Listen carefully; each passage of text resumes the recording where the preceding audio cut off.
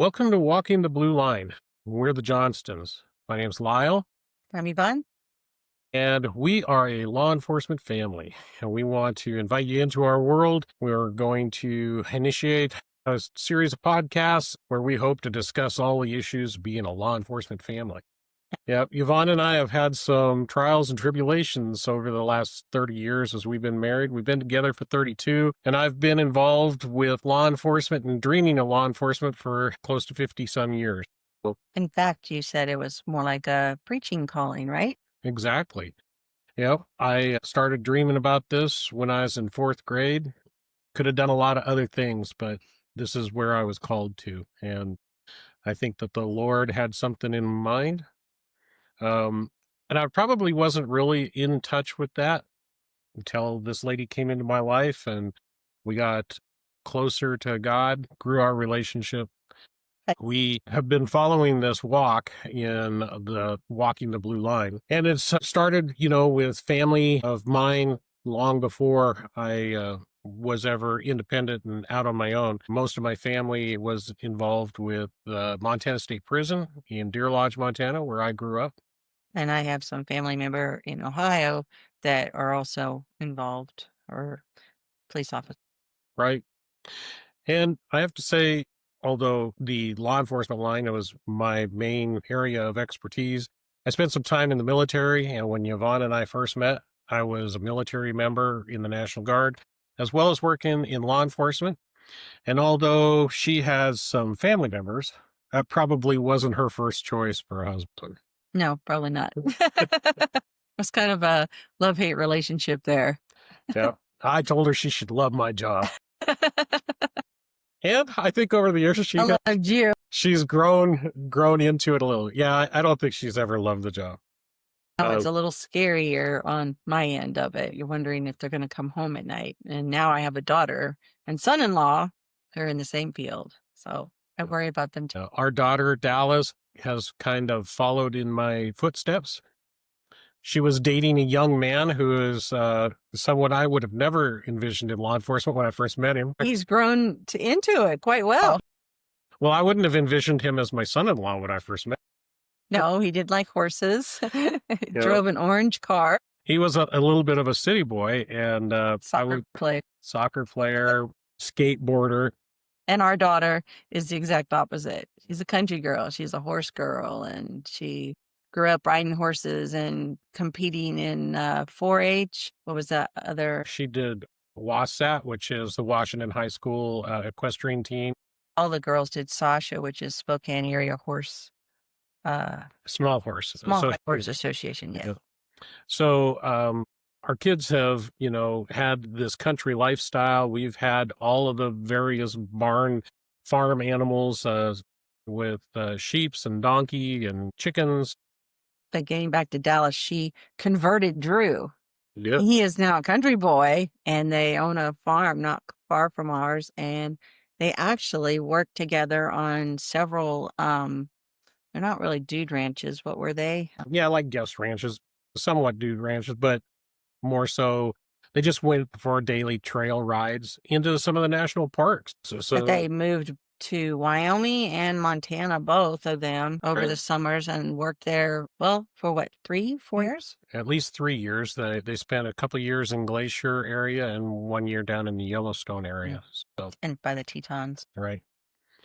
And so when they gave that up, they were both looking for careers, jobs. Dallas had decided early on to go into something law enforcement. So she sought a criminal justice bachelor's degree. Which she's now completed. Yep. And Drew is working on his, and he actually changed his major to criminal law, right? Criminal justice, yep. Yeah, criminal justice. Yeah. And so both of them are following in those footsteps. And now they both actually are deputies for the Spokane County Sheriff's Office. Very proud of both of them. Yes. And our other daughters are living their lives too pretty well. I'm proud of all of them. As well, we've got a couple of other kids that may very well follow in those footsteps. They haven't joined the ranks yet, but they've put in their applications for jail or corrections officers. And so we'll see where that takes them. Time will tell. It is a career field that definitely takes a toll on both you personally and your family. Working 15, 16, 24-hour shifts sometimes when there's a call out. Yep. It's tough on everybody. Yeah, there were a number of, special events that I've missed over the years because I was working, or things, funerals and such that I didn't make it to because duty called. And, it's kind of a tricky area because when you talk with the administration and such, everybody says family first, and yet it doesn't really turn out to be that way. And the same with the military. So, but at the same time, these are both institutions that we absolutely need. You need law enforcement out there patrolling the streets and keeping people safe. You need military for the country. So, these are things that we've lived with and that we've worked around, And not always peacefully, but no. we worked around.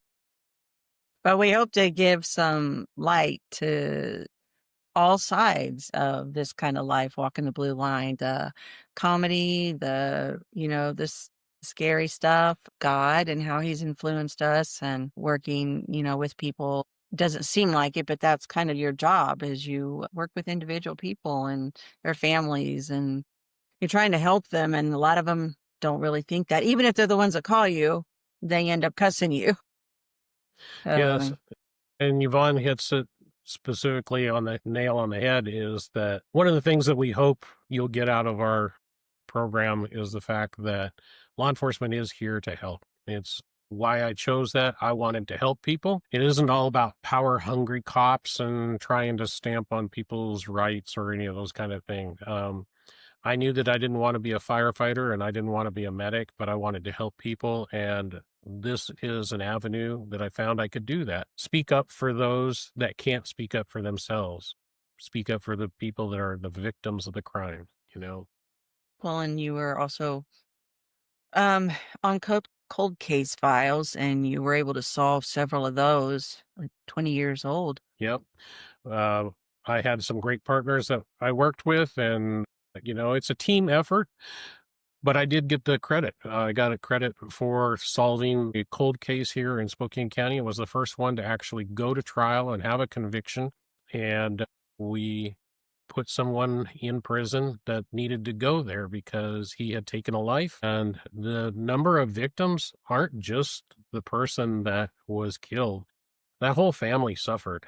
Anything I can do doesn't necessarily bring that person, it won't bring that person back, but hopefully it will grant them some peace that justice has been served. So that was kind of my goal. Cold cases. Well, and in this podcast, we're going to try to do YouTube and Facebook pages. We want to bring the stories that we've lived, Right? and there's actually quite a few of them. And even our daughter and son-in-law, they haven't been in it very long, year to year and a half, and they've got their stories too. A lot of funny ones, a lot of scary ones, a lot of crazy ones. Yep. You've worked with some Interesting people. individuals, yes. Yep. And And also, oh, sorry, I didn't mean to cut you off. Also, like to introduce our friends and our family that are also in this line. right. I mean, working in this line, most of your friends are going to be those people that you work with because you have some of the same shared values and such. And they're the people that you hang out with the most, even when it's shop talk or not. Yvonne and I have some good friends that we went on some great motorcycle trips with and have done things with over the years. Yvonne, as a spouse of a law enforcement person, got to come out on some ride-alongs, and there were some funny things that happened during We always those got into instances. pursuits. Yes, yes, we were always chasing people, Yep. doing our job, but I also got to go up with you in the airplane out there when you were in the Montana Air Guard. Well, no, I got to watch them refuel, and I got to lay down there in the little, yeah. whatever you call that thing that you lay. Yeah, on the wall behind here, you can see Yep. a little plaque. I retired from the Washington Air National Guard, where I was a air refueling specialist, or what they called a boom operator. And so I would fly with the military, and we would refuel jets in the air. So I had like a side job to, when I wasn't busy enough chasing crooks. I was out And there raising kids raising kids and and animals. breaking horses and all of the Yeah. other good stuff. So it's been a wonderfully blessed life that we've gotten to live, and we hope to share some of those stories with you, everything that we've done, and hopefully you'll find that interesting. And also, we hope that if you guys have any questions or anything you're interested in, if you want to shoot them our way, or as we get into this, we're just beginning. We don't know which way this is going to go, but we hope to bring you things that you are interested in, or, Exactly. So I do plan on highlighting a number of the investigations that I did as a homicide investigator. I doubt any of you really will recognize me, but I have been on Dateline. I've been on Forensic Files, a number of various programs. And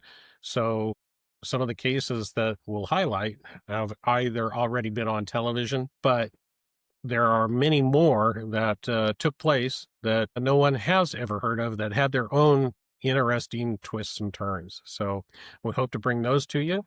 as well as stories from our friends who've been it, our kids and family members. I have family in Ohio, and my sister's married to a retired police officer. And we hope to bring you stories like from all over, like all over the United States, all, different avenues of. Yep. And then, like the questions, I'm not going to give out any legal advice. I'm not in a position to do that. But at the same time, if you have questions about, hey, what would you do in this situation? I certainly would be up for trying to answer any of those. Maybe take some emails from our listeners and address those through our podcasts. To answer your questions, or we'll answer them directly in email if not appropriate for the Well, app. and we possibly are going to try to do some lives on Facebook. So if you guys want to interact that way, we can do that. We got to get enough followers on YouTube to do that, but we can on Facebook. So, again, welcome to Walking the Blue Line. Why don't you come along with us on this journey? We'll see where it takes us, and hopefully, we'll all have a good time. And hopefully we can spread a little bit of the gospel too, Yeah, because God sure got us through a lot of hard times. he certainly has. And so, until the next time that we meet, may God bless you, and we'll have you in our prayers. And stay tuned for more to come, and let us know what you'd like to hear about.